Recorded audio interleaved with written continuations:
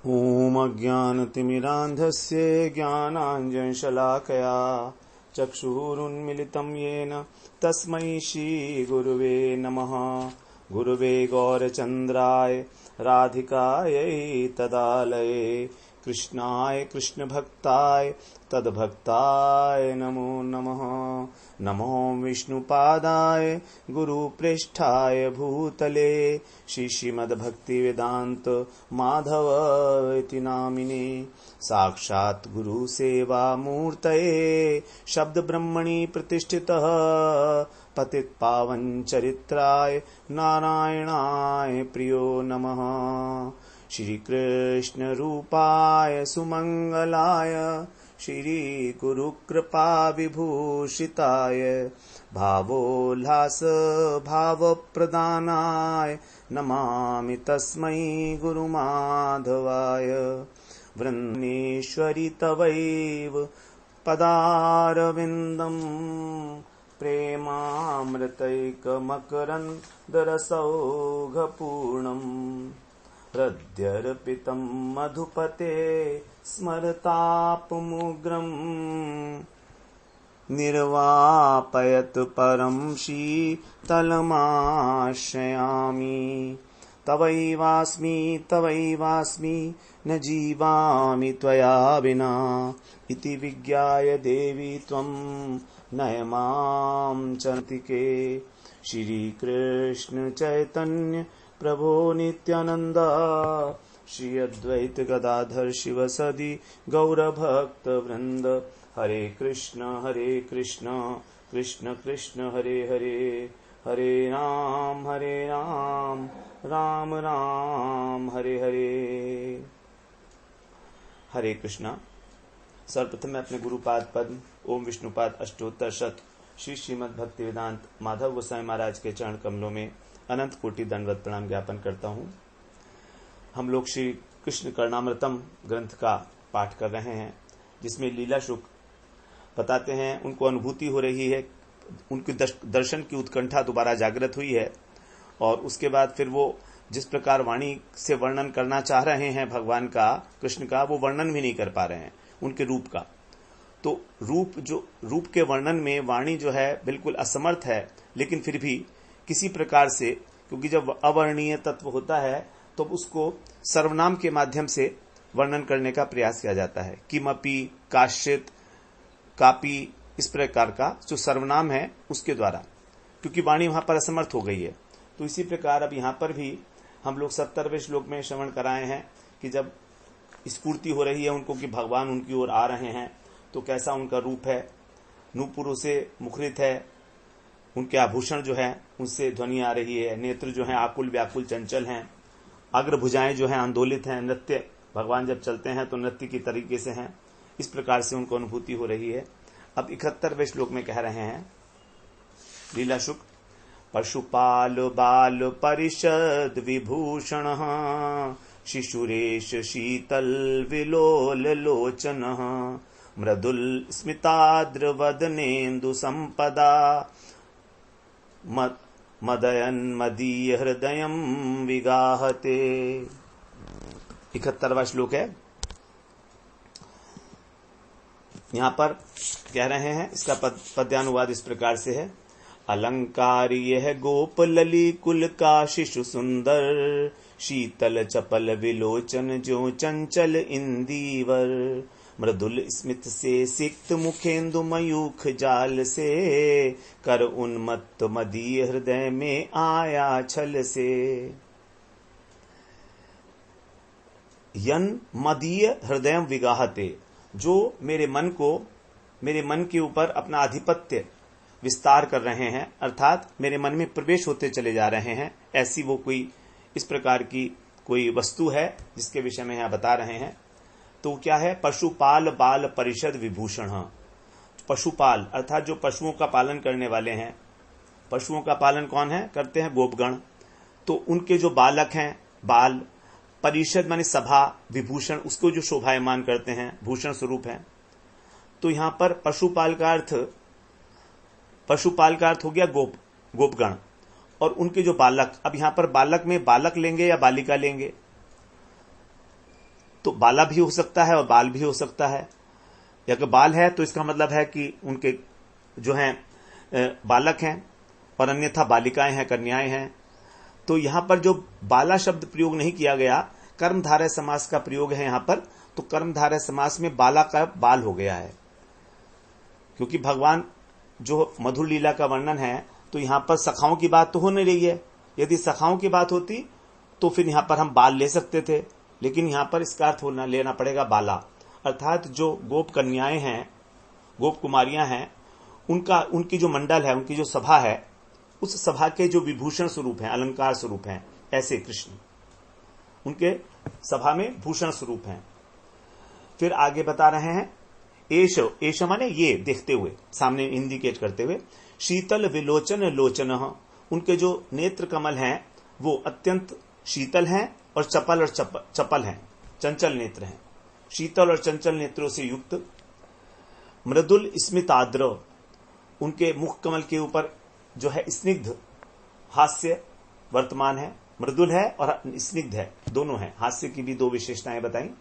वदनेन्दु, ऐसे जो इस प्रकार के मुख वाले, मुख कमल वाली संपदा, ये उनके मुख की संपदा है, ऐसे मुख की संपदा वाले। मद यन मदीय हृदय विगाहते, इस प्रकार वो अपने किशोर मृदुल मुस्कुराहट से, अपने सरस मुख चंद्रमा की सौंदर्य से संपदा से, सौर्णत, क्योंकि सौंदर्य की संपदा जो है मुख के ऊपर, वो सारी बता दी उन्होंने क्या क्या है। एक तो वो मंडलियों गोप कन्याओं की जो सभा है उसके विभूषण हैं, उनके नेत्र चपल हैं, उनकी जो मंद मंद मुस्कान है अत्यंत मृदुल और स्निग्ध है, और मुखमय अत्यंत सरस हो गया है। इस सौंदर्य संपदा से युक्त होकर वो हमको विगाहते, हमारे हृदय को उन्मत्त करके और उसके अंदर प्रवेश कर रहे हैं, अथवा उसके ऊपर अपना आधिपत्य विस्तार कर रहे हैं।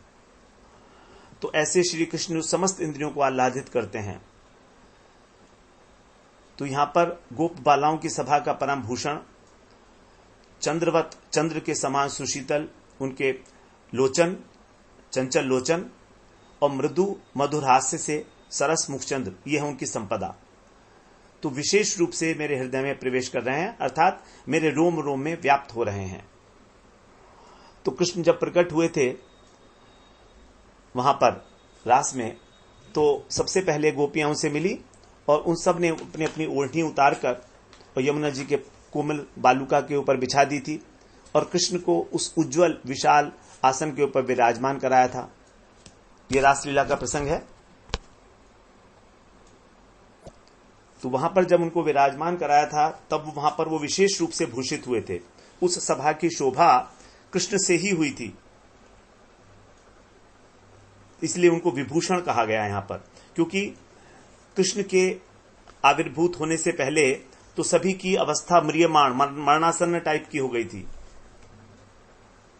तो कृष्ण जो है हमेशा गोपी सभा के बिना उस प्रकार की शोभा नहीं पाते जैसे गोपियों की सभा में, और विशेष रूप से राधा जी के साथ। जब राधा जी के साथ होते हैं तभी उनको मदन मोहन कहा जाता है।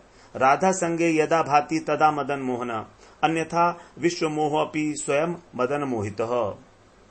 जब राधा जी के साथ होते हैं तब तक तो मदन मोहन, और यदि राधा जी के साथ नहीं है तो विश्व को मोहन करते हुए भी वो मदन से मोहित हो जाते हैं।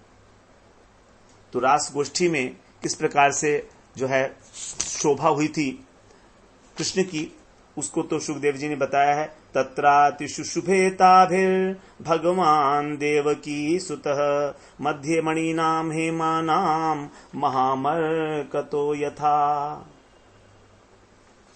महामर्कतो यथा, जैसे मरकत मणि स्वर्ण मणि के बीच में सुशोभित होती है, उसी प्रकार से भगवान जो हैं वहां पर शोभित हुए हैं गोपियों की सभा के अंदर। गोपियों के साथ जब बैठे हैं तो वहां पर उन्होंने श्याम सुंदर को बिठाने के लिए एक आसन बनाया, और वो आसन कैसा है उसको नंद दास जी बता रहे हैं। कहूं काजर कहूं कुंकुम कहूं जो पीक लीक वर, तह राजत नंद नंद वृंद कंदर्प दर्प हर, जोगी जन वन जाय यत्न करि कोटि जन्म पची, अति निर्मल करि राखी में आसन रचि रचि, कछु चिन तह नहीं जात नवल नागर सुंदर हरि। ब्रज युवतिन के अवर पर बैठे अति रुचि करी। कोटि कोटि ब्रह्मांड यद्यपि इकठहि ठुकराई। ब्रज देविन की सभा सांवरे अति छवि पाई। कोटि कोटि ब्रह्मांड के जो नायक हैं आज ब्रज युवती जनों की सभा में सभापति बने हुए हैं। इसलिए सुखदेव जी ने कहा 10वें स्कंध के 32वें अध्याय में 14वें श्लोक में, तत्रोपविष्टो भगवान स ईश्वरः योगेश्वरांतर हृदि कल्पितासन चकास गोपी परिषद गतोर्चितस त्रिलोक्य लक्ष्मीक पदम वपुर्दधत। श्लोक में बता रहे हैं कि गोपीगण की सभा में भगवान सम्मानित होने पर परम शोभा को प्राप्त हुए और उनका उस समय जो श्री विग्रह था वो सारी त्रिलोकी की शोभा का आधार बन गया। तो गोपियों की सभा में भगवान जो है विराजमान हुए हैं, उसी को लक्ष्य करके यहां पर कहा जा रहा है पशुपाल बाल परिषद विभूषण, अर्थात वे गोप कुमारियों के परिषद का विभूषण स्वरूप हैं।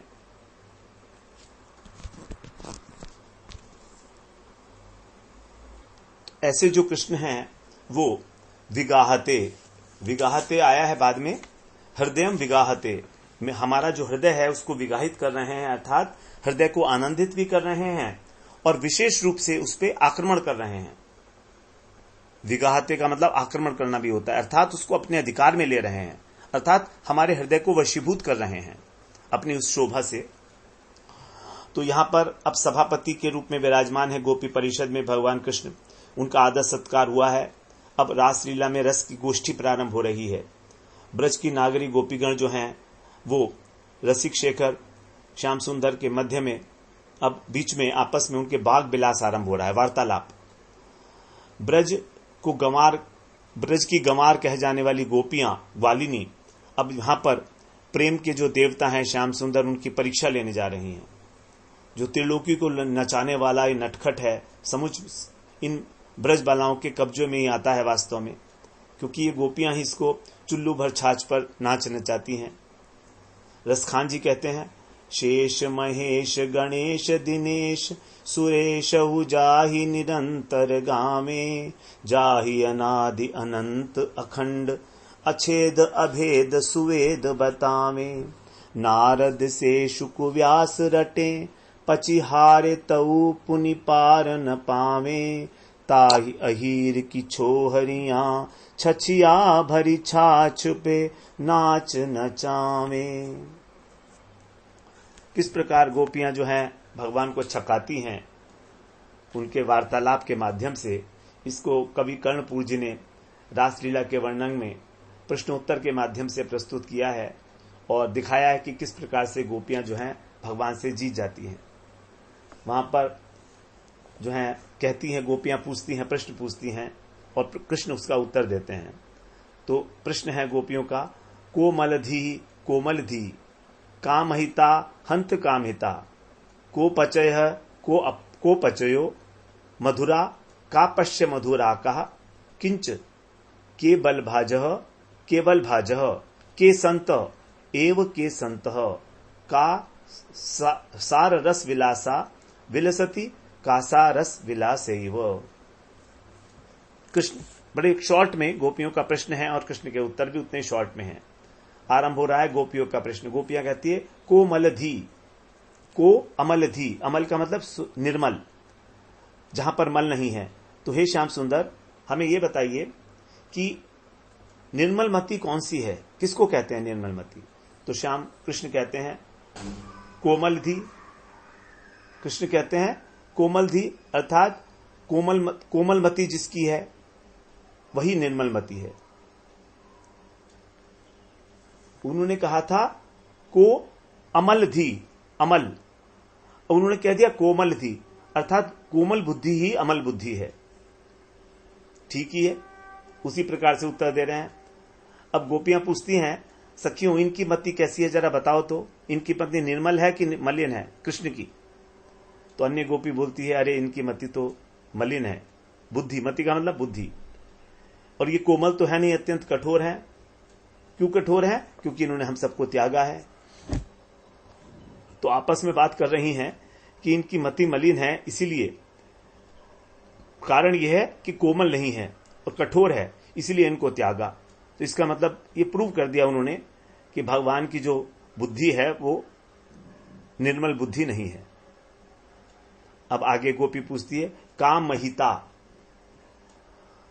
अच्छा प्यारे, ये बताओ, महिता माने श्रेष्ठ, श्रेष्ठ पुरुष, श्रेष्ठ कौन है?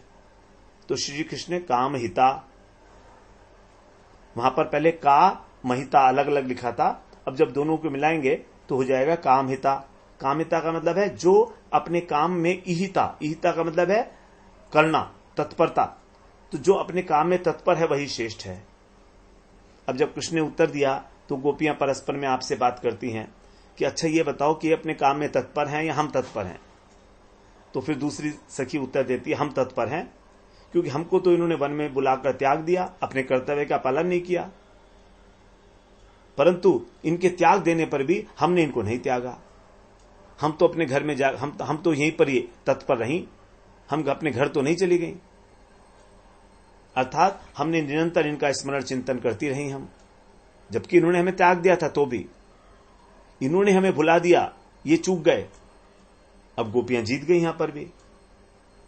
आगे गोपियां पूछती हैं, को पचय। अपचय का मतलब होता है त्याग करना, तो कौन सी ऐसी वस्तु है जो त्याग करने योग्य है? कृष्ण से पूछती हैं। तो कृष्ण संभल कर उत्तर देते हैं, को पचय। उसी पर वही उत्तर कि कहते हैं कि जो क्रोध होता है वो त्याग करने के योग्य है। अब गोपियां पुनः आपस में बात करती हैं, सखियों इन्होंने क्रोध का त्याग कर दिया क्या? व्यंग कर रही है, इन्होंने क्या क्रोध का त्याग कर दिया है ना? तो दूसरी कहती है, हाँ हाँ क्यों नहीं करा, क्यों नहीं करा, तभी तो उन्होंने हम जैसी जो हमारे कोई नहीं, केवल हमारी जो राज वृषभानु दुलारी राधा रानी है उनको भी रुला रुला कर मूर्छा कर दिया। इतने क्रोध शून्य है ये व्यंग है उनके ऊपर, कृष्ण के ऊपर, क्योंकि क्रोध आया उनके ऊपर तभी तो उनको मूर्छित किया, वरना क्यों करते? तो उनको भी देखो मूर्छित कर दिया। इतने कठोर हृदय हैं, इतने क्रोधी हैं, इसका मतलब आप क्रोधी भी हैं। गोपी पूछती है, मधुरा का। अब ये बात बताओ, मधुर वस्तु क्या है?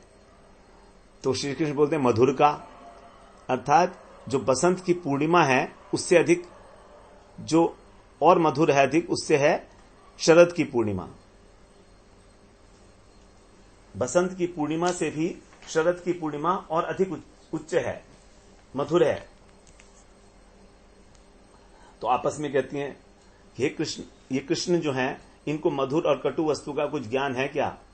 देखो तो इन्होंने शारदीय पूर्णिमा के अंदर अपने व्यवहार से उस समय को अत्यंत भयंकर और कटु बना दिया। बलिहारी है तुम्हारी, हे रसिक शेखर, तुमको पता ही नहीं कि मधुर क्या होता है। तुमने अपने व्यवहार से उसको बिल्कुल नष्ट कर दिया, इस प्रकार से हमारा त्याग करके। शरद की पूर्णिमा को कह तो रहे हो कि शरद पूर्णिमा बड़ी मधुर है, लेकिन काहे की मधुर है? तुम क्या जानते हो उसका अनुभव? तुम्हें क्या अनुभव है? फिर गोपी कहती है, क उपास्यो, उपासना के लिए योग्य कौन है, किसकी उपासना करनी चाहिए? तो श्री कृष्ण यो रसवाना, अर्थात जो रसिक है वही उपासना के योग्य है। तो गोपियां बोलती है कि कह सरसो, ऐसा रस से भरा हुआ रस का आकार रसवान कौन है? कृष्ण ने जब कहा कि रसवान व्यक्ति ही जो है उसकी उपासना करनी चाहिए, तो उन्होंने हमें बताओ कि ऐसा रसवान व्यक्ति है कौन? तो श्री कृष्ण बोलते हैं, यह पदम प्रेमणः, हे सखियों जो प्रेम का धाम है वही रसिक है, क्योंकि प्रेम रस का ही श्रेष्ठ स्थान है। तो अब गोपी पूछते किम प्रेम, ये बताओ कि प्रेम क्या होता है? तो कृष्ण कहते यद वियोग, जहां पर वियोग नहीं है वह प्रेम है, जहां पर आधा निमिष भी प्रिय का चिंतन स्मरण न करना हो पाए वही प्रेम है। फिर गोपी बोलती है कह सौ वियोग, अब ये बताओ कि वियोग क्या है? तो श्री कृष्ण कहते हैं न ये न जीवंती, जिसके द्वारा प्राण धारण नहीं किए जा सकते, नहीं बचते, वो वियोग है। ये कटाक्ष था गोपियों के प्रति कृष्ण का कि तुम देखो प्रेम नहीं करती मुझे, तभी तो तुम अभी तक जिंदा हो, तुम्हें वियोग का अनुभव ही नहीं हुआ है। तो था तो एक कृष्ण का कटाक्ष गोपियों के प्रति, लेकिन किस प्रकार गोपियां आपस में वार्तालाप करके उसी कटाक्ष को कृष्ण की ओर मोड़ देती हैं। गोपी परस्पर कहती हैं, देखो ये उपासना करने योग्य रसिक हैं, प्रेमी हैं, ठीक है, हाँ सखी हैं। अब इन्होंने जो रसिक प्रेमी के लक्षण बताए उसके अनुसार तो ये उपासना करने योग्य है नहीं, क्योंकि जब हम वियोग में थे तो हंसते खेलते थे और हम रो रही थी।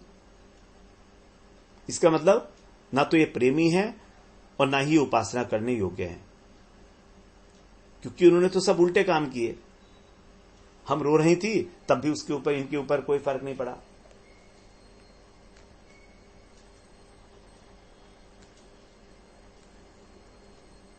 तो इस प्रकार से कृष्ण अपने ही उत्तर देकर प्रेम शून्य और अरसिक सिद्ध हो गए। कृष्ण को उन्होंने सिद्ध कर दिया कि तुम कुछ नहीं जानते हो, तुम बिल्कुल अरसिक हो।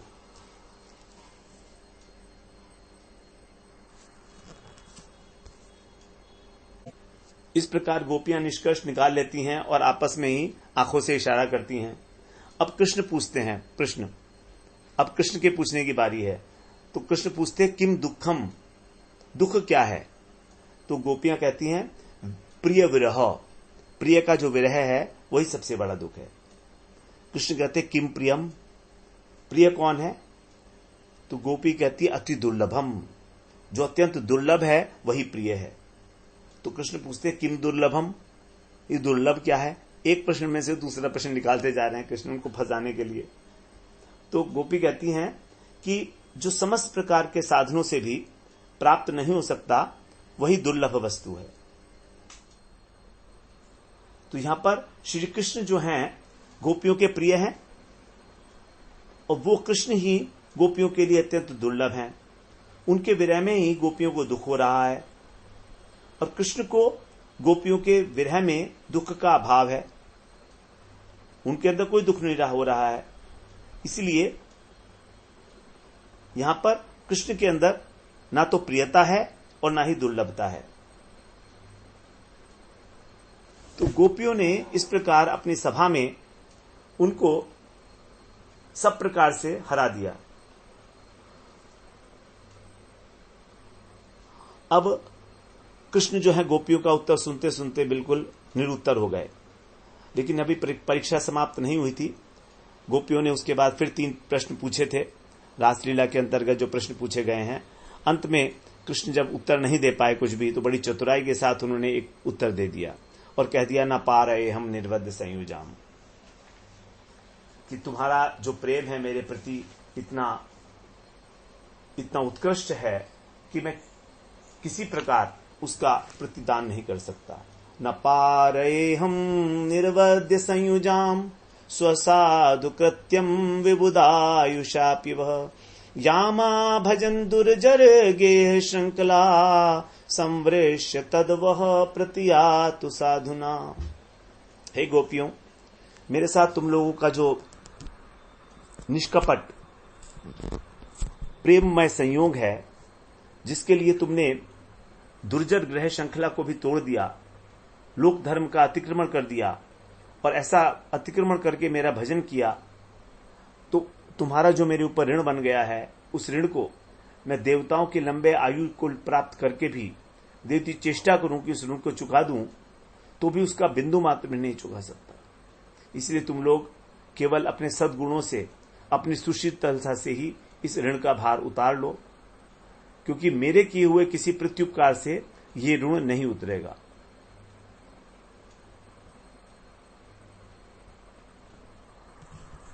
तो इस प्रकार जो है कृष्ण अब उनके चिर ऋणी बनकर रहना चाहते हैं, उनसे परास्त होकर।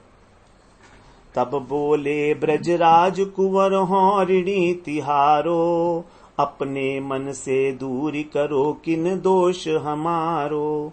कोटि कल्प लगी तुम प्रति प्रति उपकार करो जो, हे मन हरणी तरुणी उरनी नाही तबो तो। सकल विश्व अपवश करी मोह माया सोहती है, प्रेममयी तुम्हारी माया सो मोहि मोहती है। इस प्रकार जो श्री कृष्ण की कोमलकांत पदावली का श्रवण करके और उनकी जो माधुर्यमयी संपदा, मुख संपदा का उन्होंने दर्शन किया, उसको प्राप्त करके गोपियों की जो मनोव्यथा थी वो समाप्त हुई। उनका रोम रोम आनंद से प्रफुल्लित हो गया और इधर कृष्ण की जो माधुर्यमयी लीला है उसको अनुभव करके बिल मंगल भी अपने हृदय में एक विशेष आनंद से व्याप्त हो गए। उसी को उन्होंने कहा कि मदीय हृदय विगाहते, अर्थात ये कृष्ण इस प्रकार की लीलाएं करके मेरे मन को चुरा लेते हैं, वशीभूत कर लेते हैं, जबरदस्ती उसके ऊपर आधिपत्य कर लेते हैं। मैं किसी भी प्रकार कुछ भी करने लायक नहीं रहता हूं। अब इसी श्लोक का लीलापरक अर्थ इस प्रकार बताते हैं। उसी तरह से है जैसे अब श्रवण किया है लगभग। जब कृष्ण गोपी सभा में प्रकट हुए तो उन्होंने अपना जो स्वरूप प्रकट किया वो सकल शोभा संपदा थी। त्रिलोकी की जितनी भी संपदा होती थी उस सब को लेकर उतनी सुंदरता के साथ, और ऐसे लीलाविष्ट जब कृष्ण, लीला विशेष जब कृष्ण हैं तो उनका दर्शन करके लीला शुक ने इस प्रकार से जो श्लोक पढ़ा वो बता रहे हैं।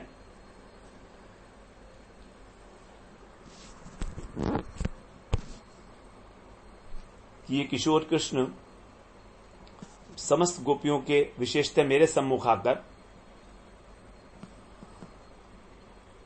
ललिता, राधा इत्यादि के हृदय में अपने श्रीमुख से लावण्य संपदा का संचार कर रहे हैं, हम लोगों के हृदय को आनंद से परिप्लुप्त कर रहे हैं।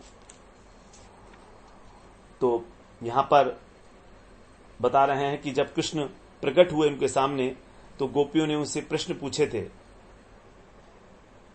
क्योंकि कृष्ण ने उनको जंगल में त्याग दिया था, दुख दिया था। इस कारण कृष्ण उनके मुख से ही सुनना चाहते थे कि मुझसे क्या पूछना चाहती हैं, इनके हृदय में क्या भाव है। तो इसीलिए गोपियों ने एक प्रश्न पूछा था, भजतो नु भजन्ति एक एतद विपर्ययम नो भयांश भजन्ति एक एतन्नो ब्रूहि साधुगो। गोपियां बोली हैं, सखे ये बताओ कि कोई कोई व्यक्ति भजन करने वालों को उनके भजन के अनुरूप भजन करता है, अर्थात जितना वो प्रेम करते हैं उतना वही प्रेम करता है, ठीक है। कोई दूसरा इसके विपरीत आचरण करता है, अर्थात उसका कोई भजन करे, उसे कोई प्रेम करे तो भी उसे प्रेम नहीं करता, ये भी हम देखते हैं। फिर कोई भजन करने वाले और भजन न करने वाले दोनों को ही नहीं भजता। ये कौन लोग हैं? 3 प्रश्न पूछे, भजन करने वाले और भजन न करने वाले, इन किसी को भी नहीं भजता। तो गोपियों ने जो है उत्तर दिया, कृष्ण ने ये हमको समझाओ। गोपियों ने ऐसा प्रश्न गोपियों ने पूछा इस प्रकार से। तो फिर कृष्ण ने गोपियों के प्रश्न का उत्तर दिया है, सखियों, जो लोग भजन करने पर भजते हैं वे तो स्वार्थी हैं, वे तो जो उन्होंने दिया उसी को वापस ले रहे हैं। जो भजन नहीं करने में भी बसते हैं वे करुणायुक्त हैं। माता पिता, चाहे पुत्र कैसा ही हो, माता पिता उसको जो है प्रेम करते ही हैं। फिर जो भजन करने पर भी नहीं बसते और नहीं करने पर भी नहीं बसते, 4 प्रकार के हो गए ना। तो जो करने पर भी नहीं भजते, कोई उनका भजन करे वो नहीं भजते, ये ठीक नहीं है। इनको बोलेंगे अकृतज्ञ, इतनी भी उनको सेंस नहीं है, अकृतज्ञ। और चौथे हैं कि जो नहीं करने पर भी नहीं भजते, तो वो गुरुद्रोही हैं। 4 प्रकार के लोग। तो कृष्ण की जब बातें सुनी गोपियों ने तो आपस में इशारा करती हैं और कृष्ण को उन्होंने अकृतज्ञ मान लिया, परिहास कर दिए अपने आपस में कि देखो ये तो अकृतज्ञ है, हम इनका भजन करते हैं और ये हमारा नहीं करते, हम इनसे प्रेम करते हैं, ये हमें प्रेम नहीं करते, हमसे वापस जाने के लिए कर रहे हैं। इसका मतलब क्या हुआ? ये तो अकृतज्ञ की कैटेगरी में आएंगे। आपस में इस प्रकार से जब वो आंखों से इशारा करके बातें करने लगी, किंचित संकुचित करके आंखों को, तब भगवान उनकी बात समझ गए मन की और अपने को उस प्रश्न से विमुक्त करने के लिए अपनी सफाई देते हुए बोले, एवं मधर्तो जित लोक वेद स्वानाम ही वो मय्यनुवृत्त बला मया परोक्षम भजता तिरोहितम मासूतम वा मारत तत्प्रियम प्रिया। हे अबलाओं, तुम लोगों ने मेरे लिए लोक धर्म, वेद धर्म, स्वजनों का त्याग किया, इसलिए मैंने तुम्हारी इस प्रवृत्ति की रक्षा करने के लिए मैं अंतर्निहित हो गया, जिससे तुम्हारा मेरे प्रति प्रेम और अधिक बढ़ जाए। लेकिन अदृश्य रूप से मैं तुम लोगों का ही भजन कर रहा था, ऐसा मत मानना। तुम मुझे देख नहीं पाई, वो अलग बात है, लेकिन निश्चित रूप से मैं तुम्हारा ही भजन कर रहा था। इसलिए तुम जो मेरे प्रति ये इस प्रकार का भाव दिखा रही हो, कानाफूसी कर रही हो, मुझको अकृतज्ञ दिखा रही हो कि मैं जो है असूया मेरे अंदर है, वो ठीक नहीं है। उसके बाद भगवान ने फिर वही बात बताई, न पा रहे हम निर्वध्य संयुजाम, कि देखो हमारे प्रेम का जो निष्कलंक प्रेम है, ये तो बड़ी दुर्लभ चीज थी जो तुम आई हो मेरे पास, और मैं जो है इसका ऋण कभी उतार नहीं सकता हूं। इस प्रकार से भगवान ने जो है उन गोपियों को शांत किया, उनके मन की जो अंदर में ईर्ष्या थी, थोड़ा सा प्रतिरोध था मिलन के अंदर, उसको दूर किया पूरी तरीके से, और वो आनंद में जो है प्रफुल्लित हो गई। उसे देखकर जो लीला शुक हैं बिल्वमंगल ठाकुर, इनका हृदय भी आनंद से भर गया, क्योंकि लीला शुक जो हैं उनके अंदर वही स्फूर्ति होती है जो वहां पर हो रही है दूसरी ओर। तो अपने को सखी भाव से ही यहां पर प्रस्तुत करते हुए लीला शुक जो है इस प्रकार की बात कह रहे हैं। तो यहां पर ऐसे कृष्ण जो हैं, जो इतनी संपदा से युक्त हैं, मृदुल मधुर हास्य है उनका, मुखचंद्र के ऊपर संपदा है, और शीतल चंचल नेत्र हैं, और जो गोपालाओं की सभा को विभूषित करने वाले हैं कृष्ण, वही जबरदस्ती मेरे हृदय पर अपना आधिपत्य जमा रहे हैं। तो इस प्रकार हमने 71वां श्लोक यहां आज श्रवण किया है। अगले सत्र में हम फिर 72वें श्लोक में प्रवेश करेंगे। वांछा कल्पतरुभ्यश्च कृपा सिंधुभ्यैव च पतितानां पावनेभ्यो वैष्णवेभ्यो नमो नमः।